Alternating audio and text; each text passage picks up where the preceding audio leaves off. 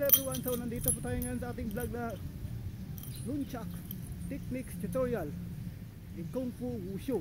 So first you step your left foot and block, ganyan.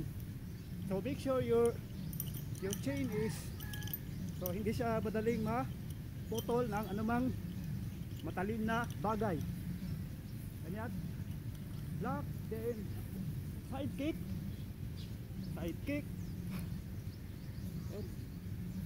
and turn, then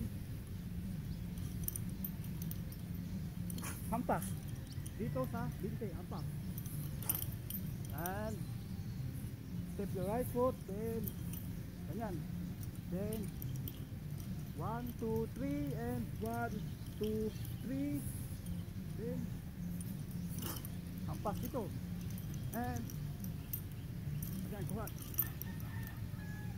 Okay, so ibabalik natin para ma-understand nyo.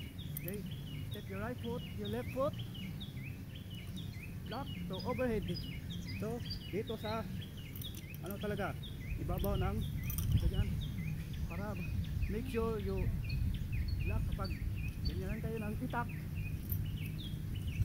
And side kick and cross, and then 1, 2. Okay, nakapurma na pang Kung Fu, ganyan. Okay, again.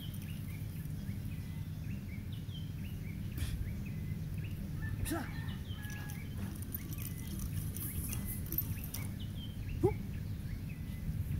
Okay, so sa hindi po nakapanood nito sa reels, ay ano lang, mga madali lang ito makita ng mga tao, pero ang buong video nito ay ni-upload ko sa aking YouTube channel.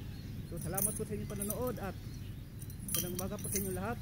So practice, may yung makes perfect. Ako po si Dexter at thank you for watching.